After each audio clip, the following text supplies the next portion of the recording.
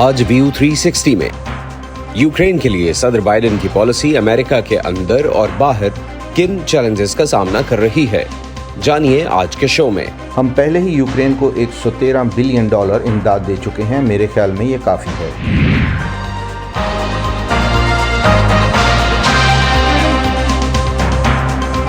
Voice of America के Washington studios से आप देख रहे हैं प्रोग्राम व्यू 360। मैं हूं Mohammad Atif. Welcome to the show. 24 फरवरी 2022 को यूक्रेन पर रूसी हमले के बाद से अमेरिका मुसलसल यूक्रेन की फौजी और माशी मदद करता आया है और अब तक तकरीबन $113 अरब की इमदाद दे चुका है, जिसमें 62 अरब फौजी इमदाद की मद में दिए गए, जिसमें $23.5 अरब मालियत के अमरीकी हथियार भी शामिल हैं। लेकिन अब सदर बाइडेन को कांग्रेस में यूक्रेन के लिए इमदादी पैकेज मंजूर करवाने में रुकावटों का सामना है और इसकी बड़ी वजह है रिपब्लिकन पार्टी की मुखालफत, जो बॉर्डर सिक्योरिटी को ज़्यादा सख्त करने और मज़ीद फंड्स के मुतालबे को यूक्रेन की इमदाद से मशरूत कर रही है। यही नहीं, यूक्रेन के लिए यूरोपीय मुल्कों की इमदाद को भी इस वक्त खुद यूरोपीय यूनियन के अंदर से चैलेंजेस का सामना है। क्या रूस के खिलाफ यूक्रेन की मदद का कॉज कमज़ोर हो रहा है और क्यों?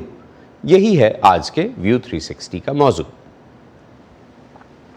अमरीकी वोटर्स और आम लोगों में भी यूक्रेन के लिए अमरीकी इमदाद के बारे में राय तब्दील हो रही है और उस सतह से कम हो चुकी है जहां ये इस तनाज़े के आगाज़ में थी। प्यू रिसर्च सेंटर के एक हालिया राय आमा के जायजे के मुताबिक हर 10 में से 3 या तकरीबन 31% अमरीकी ये समझते हैं कि अमेरिका यूक्रेन को रूस के खिलाफ जंग में बहुत ज़्यादा इमदाद दे रहा है, जबकि 29% अमरीकी ये समझते हैं कि इमदाद काफ़ी और दुरुस्त है। 18% का ख्याल है कि इमदाद कम है।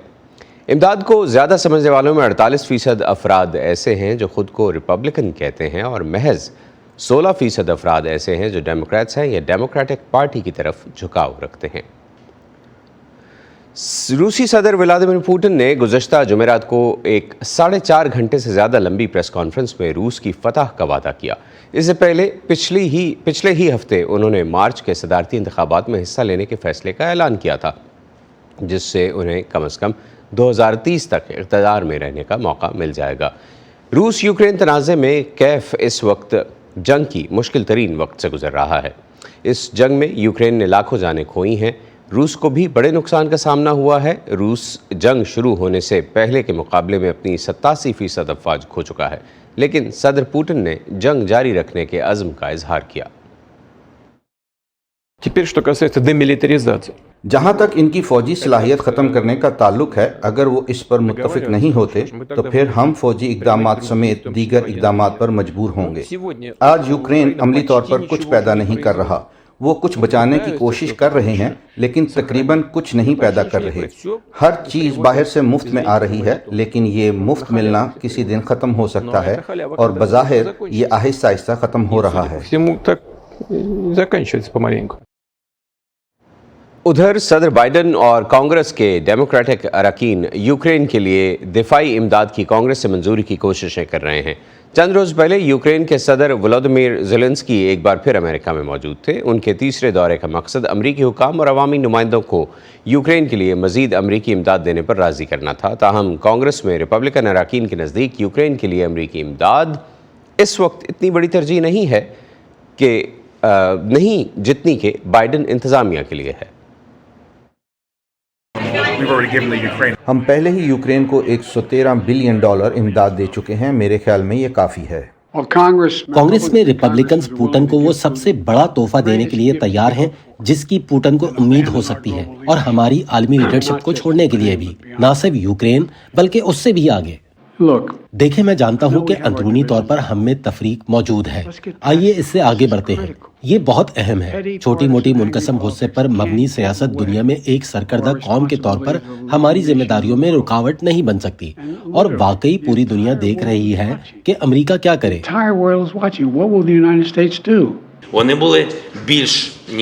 मुझे इशारे मिले हैं जो मुस्बित से ज़्यादा थे, लेकिन हम जानते हैं कि हमें अल्फाज और मखसूस नताइज को अलग करना है, लिहाजा हम मखसूस नताइज पर इन्हिसार करेंगे। ऐसे में जब यूक्रेन के खिलाफ रूस की जंग में यूक्रेन के सबसे बड़े इत्तेहादी अमेरिका के लीडर्स यूक्रेन के लिए मजीद इमदाद के खिलाफ चैलेंजेस से निमटने की कोशिश में हैं, यूक्रेन के अंदर इस सूरत हाल के बारे में फ़िक्र बढ़ रही है। आइए देखते हैं कि यूक्रेनी अवाम इस वक्त क्या कह रहे हैं। یہ دوسرا کرسمس ہے جو یوکرینی حالت جنگ میں گزاریں گے۔ امریکی امداد کے یقینی نہ ہونے کے باعث بہت سے یوکرینیوں کے لیے یہ وقت غیر یقینی سے بھی بھرا ہے۔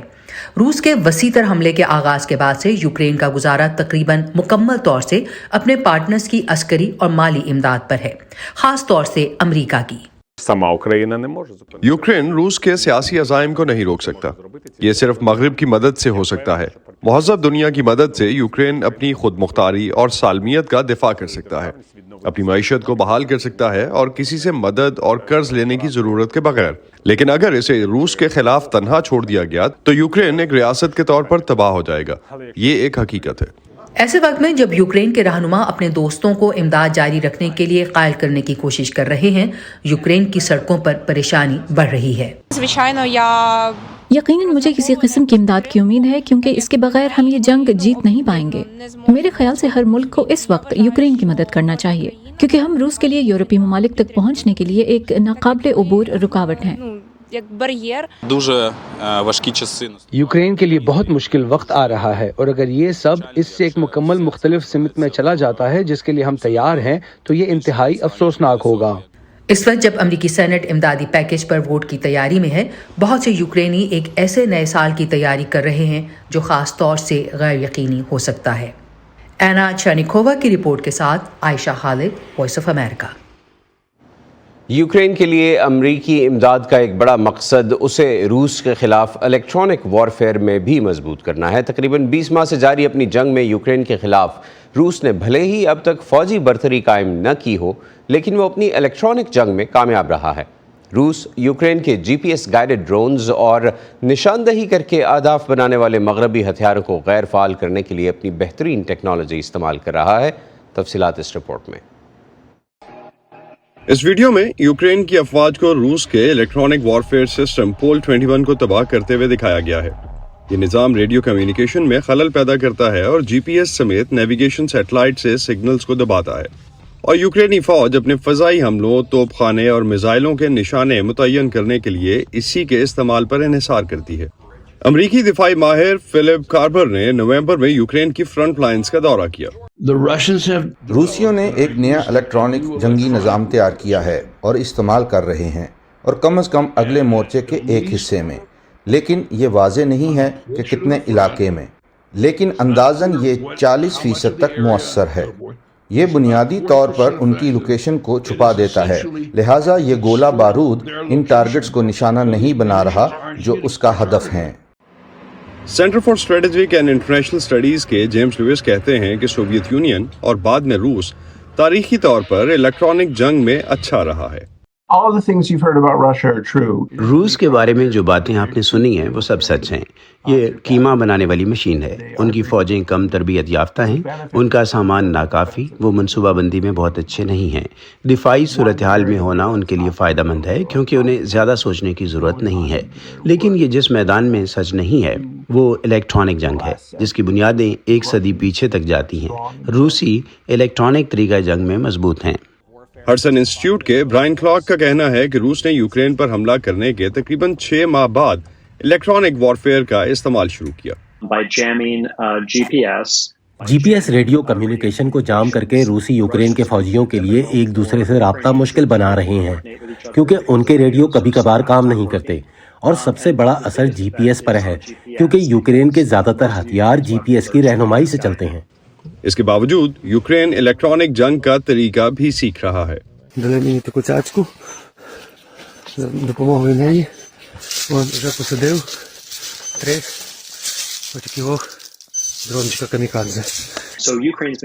یوکرین انہی ٹیکنیکس کو روس کے خلاف بہت مؤثر طریقے سے استعمال کر رہا ہے، اور وہ اسے بہتر کرنے کے لیے نئے نظام بنا رہے ہیں، لہٰذا آپ امید رکھیں کہ ان میں سے کچھ جی پی ایس گائیڈڈ میزائل یا شاید ڈرونز اپنے اہداف کو نشانہ نہیں بنا پائے کیونکہ وہ جام ہو رہے ہیں۔ ماہرین کا کہنا ہے کہ پابندیاں روس کو اپنی سرکاری ٹیکنالوجیز استعمال کرنے پر مجبور کر رہی ہیں، جبکہ یوکرین کو پرائیویٹ سٹارٹ اپ، غیر ملکی کمپنیوں اور مغربی ٹیکنالوجیز تک رسائی حاصل ہے۔ رائل یونائٹڈ سروسز انسٹیٹیوٹ کے 2022 کے جائزے کے مطابق جنگ کے پہلے مہینوں میں روس کے الیکٹرانک وارفیئر نے تقریباً 90% یوکرینی ڈرونز کو غیر فعال کر دیا اور ہوابازی کے کام میں کافی حد تک خلل پیدا کیا۔ اور مزید یہ کہ یوکرین پر روس کے حملے نے دنیا کی توجہ الیکٹرانک وارفیئر کی طرف کرائی ہے۔ کم از کم عسکری لحاظ سے یہ آگاہی ہے کہ یہ ایک ایسی جگہ ہے جہاں ہمیں لڑنے اور اپنے مخالفین پر قابو پانے، روس پر قابو پانے کے قابل ہونے کی ضرورت ہے۔ یوکرین کو بھیجی گئی حالیہ امداد میں مغربی ممالک نے الیکٹرانک وارفیئر سسٹم فراہم کیے ہیں، اور اس کے باوجود ماہرین یوکرین اور نیٹو کو مشورہ دیتے ہیں کہ وہ روس کے الیکٹرانک وارفیئر سسٹمز کے لیے الیکٹرانک توڑ تیار کرنے میں مزید سرمایہ کاری کریں۔ یہ ایک بہت ہی تیزی سے بدلتی ہوئی صورتحال ہے جہاں ٹیکنالوجی واقعی بہت تیزی سے تبدیل ہوتی ہے، اور میرے خیال میں سب سے بہتر کام جو یوکرین اور اس کے پارٹنرز کر سکتے ہیں وہ ہے خود کو ایڈجسٹ کرنا اور روس کے الیکٹرانک وارفیئر کے نظام کو سمجھنے اور اس کا توڑ نکالنے میں مسلسل سرمایہ کاری کرنا۔ جیمز لوئس نے مزید کہا کہ الیکٹرانک وارفیئر پر نہ صرف نیٹو بلکہ چین بھی گہری نظر رکھے ہوئے ہے۔ ماریا پروس کے ساتھ اسد اللہ خالد، وائس آف امریکہ۔ یوکرین کے لیے مزید امداد کو امریکہ کے اندر ہی نہیں باہر بھی چیلنجز کا سامنا ہے۔ جمعے کے روز یوکرین کے لیے یورپی یونین کا 54.5 بلین ڈالر کا امدادی پیکج ہنگری کی مخالفت کے باعث منظور نہیں ہو پایا۔ اس معاملے پر مزید بات کرنے کے لیے ہمارے ساتھ اسکائپ کے ذریعے موجود ہیں اعزاز چودھری، امریکہ کے لیے پاکستان کے سابق سفیر اور پاکستان کے سابق سیکرٹری خارجہ رہ چکے ہیں۔ اعزاز صاحب، بہت شکریہ ہمیں جوائن کرنے کے لیے۔ یوکرین کے لیے امداد کو امریکہ میں ہی نہیں یورپی یونین میں بھی چیلنجز درپیش ہیں، کیا یوکرین کے اتحادیوں کی ترجیحات بدل رہی ہیں؟ جی دیکھیں، مجھے تو ایسا لگ رہا ہے جیسے یوکرین ایک ایسی جنگ میں پھنس کر رہ گیا ہے جس میں وہ دوسروں پہ منحصر ہے کہ وہ اس کی امداد کریں تو وہ آگے چلے، اور یہ ایک سلپری سلوپ ہے، کیونکہ جس طرح آج یورپین یونین کا پروگرام جو ہے وہ تھوڑا کھٹائی میں پڑا، شاید دوبارہ ہو جائے، لیکن کب تک یہ سلسلہ چلے گا؟ اسی طرح امریکہ سے آنے والی بھی امداد کب تک چلے گی؟ ادھر سے روس کے بارے میں بھی یہ پہلے تو یہ تاثر دیا گیا کہ جیسے بس اب یوکرین کے کاؤنٹر offensives کے بعد تو روس کا ختم ہو جائے گا وہاں پہ سلسلہ، لیکن ایسا ہوا نہیں۔ روس تو ایک ایسی قوم ہے جس کی تاریخ ہے کہ وہ کیجولٹی شائی نہیں ہے، ہمیشہ بہت قربانیاں بھی دے لیتے ہیں اپنے ملک کے لیے، تو یہ ایک لمبی جنگ میں تبدیل ہوتی جا رہی ہے جس کا الٹیمیٹ نقصان یوکرین کو اور اس کی عوام کو ہوگا، کیونکہ یوکرین ہی تباہ ہو رہا ہے، سارا کا سارا جو ملک ہے وہ تباہ ہو رہا ہے۔ یہ صحیح ہے کہ روس کا جو یوکرین یورپ کے ساتھ جو توانائی کا رشتہ تھا وہ کمزور پڑ گیا، لیکن پھر آپ یہ دیکھیں کہ اسی نے روس کو مزید دھکیل دیا ہے چین کی طرف اور ایشیا کے دوسرے ممالک کی طرف۔ تو مجھے نہیں سمجھ آتی کہ یہ یورپ کو اس کا کیا فائدہ ہوگا۔ کچھ میں خبریں پڑھ رہا تھا، بلکہ یہاں پہ بھی آپ کے پاس بھی ایک سنا، کوئی خاتون کہہ رہی تھی کہ جی یوکرین واحد ہرڈل ہے رشیا کی یورپ کی طرف اس کی ایڈوانسمنٹ ہے یا خدشہ ہے۔ اسی طرح کسی اور نے کہا کہ جی روس شاید نیٹو پہ حملہ تیار کر رہا ہے، جس کی پیوٹن نے کہا کہ ہم نہیں کر رہے ہیں۔ میں سمجھتا ہوں کہ یہ جنگ جو ہے نہیں بڑھے گی مزید اس سے، اور کسی علاقوں میں نہیں پھیلے گی۔ اس کی وجہ یہ ہے کہ کوئی بھی ملک نہیں چاہتا ہے یہ جنگ کرنا، اور میں سمجھتا ہوں کہ یوکرین اور رشیا دونوں کو کوشش کرنی چاہیے کہ کوئی نہ کوئی سمجھوتا کر لیں، کیونکہ اس سے قبل کہ پورا یوکرین ہی تباہ ہو جائے یہ شاید اچھا نہ ہوگا۔ یہ فرمائیے کہ اسرائیل حماس کا تنازع اس پالیسی میں کیا کردار ادا کر رہا ہے؟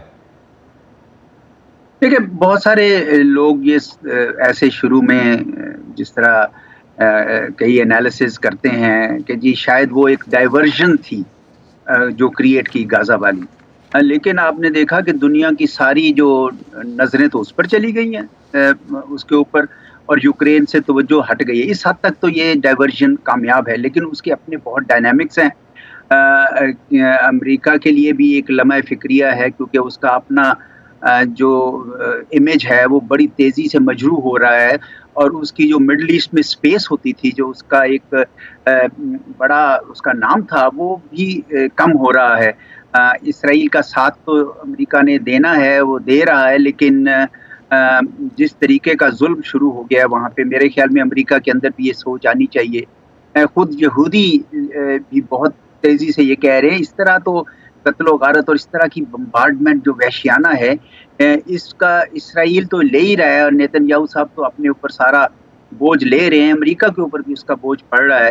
تو کیا یہی وجہ ہے، یہ اسرائیل کے تنازع کی ہی وجہ ہے کہ صدر بائیڈن کو اس بل میں یوکرین کی امداد کے لیے مانگی گئی رقم پر مخالفت کا سامنا ہے؟ ہو سکتا ہے جی، یہ زیادہ آپ سمجھتے ہوں گے امریکہ کی داخلی سیاست کو، لیکن لگتا کچھ اسی طرح ہے جس طرح آپ کہہ رہے ہیں۔ یوکرین کے لیے اضافی مالی مدد کیا ریپبلکنز کے لیے اتنی اہم نہیں جتنی کہ بائیڈن انتظامیہ اور ڈیموکریٹس کے لیے ہے؟ اور آپ بھی واقف ہیں کہ بارڈر سیکیورٹی از اے میجر ایشو، اس بل کی جو منظوری ہے اس میں ایک رکاوٹ ہے، تو کیا ہمیں اس کو سیاست کہنا چاہیے، ہمیں اس کو دو مختلف پارٹیز کے انٹرسٹس کہنا چاہیے؟ ذرا یہ بھی بتائیے، چونکہ آپ یہاں رہ بھی چکے ہیں، ہمارے دیکھنے والوں کو، کہ امریکن ڈیموکریسی میں ایسا یہ کچھ لے کچھ دے کا سلسلہ جو ہے یہ کیا پروڈکٹیو ہے؟ دیکھیں، ہمیں تو یہی بتایا گیا ہے کہ جمہوریت ہمیشہ نوائزی ہے، ہمیشہ میسی ہوتی ہے، اور ضروری نہیں ہے کہ اس میں سارے لوگ ایک ہی سوچ رکھیں۔ یقیناً اس وقت غزہ میں بائیڈن کی جو پالیسی ہے اس کو بڑی تنقید کا سامنا ہے، اور وہ پیسے تو مانگ رہے ہیں اسرائیل کے لیے، لیکن یہ بھی ہے کہ امریکہ میں اور بھی آوازیں اٹھ رہی ہیں، نیو یارک میں، بڑے بڑے شہروں میں، شکاگو میں ہم نے دیکھا ہے، تو وہ بھی اثر انداز ہو رہی ہے سیاست کے اوپر۔ تو یہ خالی سیاست نہیں ہے کہ جی ریپبلکنز نے اپوز کرنا ہی کرنا ہے اس کو، ڈیموکریٹس کو، وہ تو چلتا ہی رہتا ہے۔ میرے خیال میں امریکہ کا جس طریقے سے امیج جو ہے خراب ہو رہا ہے غزہ میں، امریکہ میں بھی ایک سوچ ابھر رہی ہے کہ ہم اس طریقے سے اندھا دھند بمباری کی حمایت نہ کریں اور اس طرح اور ویپنز نہ دیں۔ یہ میرا یہ خیال ہے۔ یہ فرمائیے کہ کیا اندرونی پالیسی پر ریپبلکنز اور ڈیموکریٹس میں جو اختلافات چل رہے ہیں، اسرائیل اور یوکرین کے لیے پالیسی پر، کیا یہ جو اثر ابھی نظر آ رہا ہے یہ اثر بڑھ بھی سکتا ہے، یا یہ رکاوٹیں محض وقتی ہیں، یعنی ریپبلکنز کو وہ مل جائے گا جو وہ لینا چاہتے ہیں تو معاملات ٹھیک ہو جائیں گے؟ یہ سیاست میں لے کچھ لو کچھ دو کی اس کا سلسلہ تو چلتا رہتا ہے، لیکن یہ تاثر مجھے ضرور ہے کہ یوکرین اور غزہ کا اس طرح انڈائریکٹ لنک ضرور پیدا ہو گیا، جس کو ویسے تو یہ دونوں بالکل مختلف کیفیتیں ہیں، کہ امریکہ کی ایک قسم کی توجہ اب یوکرین پہ اتنی نہیں رہی جتنی اب وہ غزہ پہ ہے، کیونکہ اس کی جو پالیسی بہت زیادہ وہاں پہ متاثر ہو رہی ہے، اور یوکرین میں ایک تقریباً سٹیل میٹ سا چل رہا ہے۔ یہ اگر یوکرین میں معاملات بگڑ جاتے ہیں، یعنی رشیا ایڈوانسمنٹ شروع کر دیتا ہے، رشیا کو کامیابیاں ملنا شروع ہو جاتی ہیں روس کو، تو کیا امریکی پالیسی آپ کے خیال میں بدل سکتی ہے، یا پھر آپ کو لگتا ہے کہ امریکہ کی ترجیح اسرائیل ہی رہے گا اس معاملے میں، چاہے یوکرین کی فوجیں پستی اختیار کرنا شروع کر دیں؟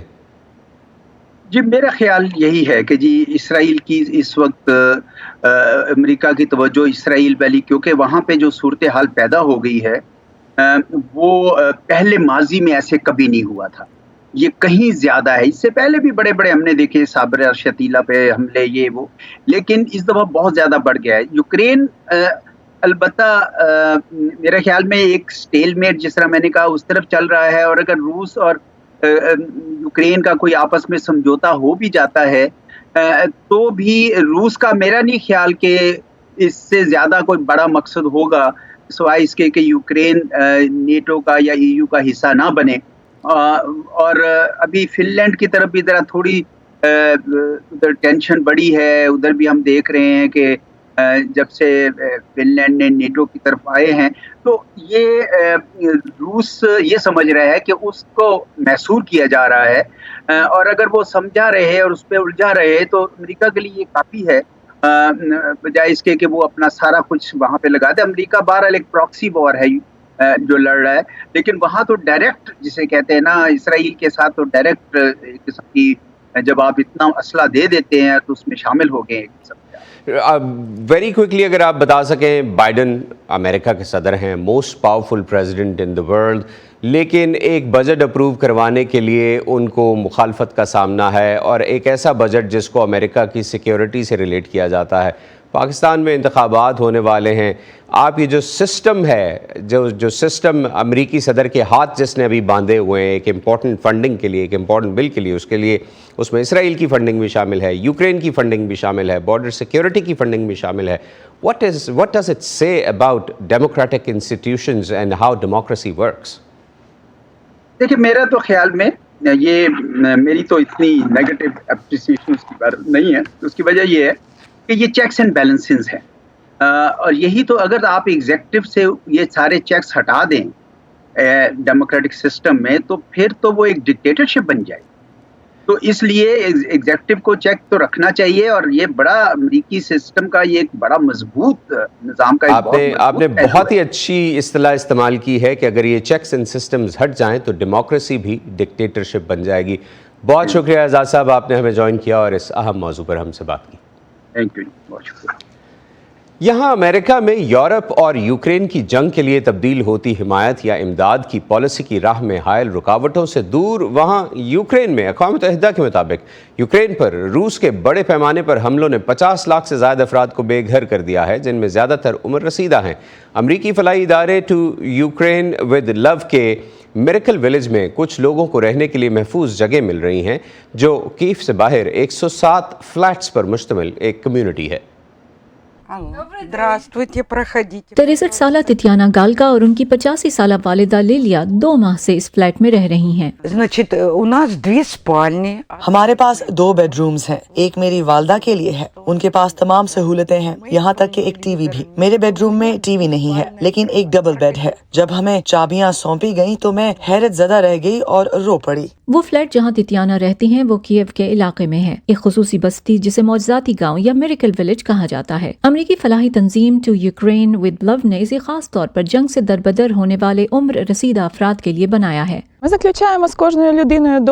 ہم ہر شخص کے ساتھ مفت رہائش کا معاہدہ کرتے ہیں۔ ہم نے ایک سوال نامہ بنایا جو آن لائن ہے، کوئی بھی اس سے بھر سکتا ہے۔ پھر ایک مکمل کمیشن سوال ناموں کا جائزہ لیتا ہے اور مستقبل کے رہائشیوں کو مدعو کرتا ہے۔ میریکل ولیج میں 107 فلیٹس ہیں جو 130 رہائشیوں کے لیے ڈیزائن کیے گئے ہیں۔ یہاں ایک کلب ہاؤس ہوگا جس میں پناہ گاہ، واک ان کلینک، ایک مفت ڈینٹسٹ اور ایک ہیئر ڈریسر ہوگا۔ اس کے علاوہ ہمارے پاس رہائشیوں کو قریبی شہر تک پہنچانے کے لیے ایک بس ہے۔ ہر فلیٹ میں ایک بالکنی اور باغیچے کے لیے زمین موجود ہے۔ لیوبوف اور اناتولی بوندر پہلے ہی اپنے مستقبل کے باغ کے لیے جڑی بوٹیاں نکالنے کا آلہ خرید چکے ہیں۔ ڈونیٹسک کے علاقے باخموت میں ان کے اصل گھر میں بھی ایک باغ تھا جو اب تباہ ہو چکا ہے۔ ہمارے پاس کاشتکاری کے لیے 15 ایکڑ زمین تھی، ہمارے پاس سب کچھ تھا، سب کچھ۔ پہلے تو ہم رکنا چاہتے تھے، لیکن جب ایک کلسٹر بم ہمارے باغ میں گرا تو وہ بہت خوفناک تھا۔ مجھے نہیں معلوم کہ ہم کیسے محفوظ رہے۔ جب گولہ باری سے چھپنے کی کوئی جگہ نہ رہی تو تتیانا اور ان کی والدہ نے باخموت سے فرار ہونے کا فیصلہ کیا۔ ہمارے مکان کو براہ راست نشانہ بنایا گیا۔ شہر سے نکلتے وقت میں رستے بھر میں روتی رہی۔ مجھے احساس ہوا کہ میں دوبارہ یہاں کبھی نہیں آؤں گی۔ تنظیم کا کہنا ہے کہ سال کے اختتام تک تمام فلیٹس بھر جائیں گے، بالخصوص ڈونباس اور جنوبی یوکرین کے نئی رہائشیوں سے۔ یہاں کے نسبتاً محفوظ ماحول کے باوجود ان رہائشیوں کو مسلسل خوف ہے کہ ان کے نئے گھر بھی شاید روسی میزائلوں سے تباہ ہو جائیں۔ لیزیا بکلیٹس کے ساتھ فائزہ بخاری، وائس آف امریکہ۔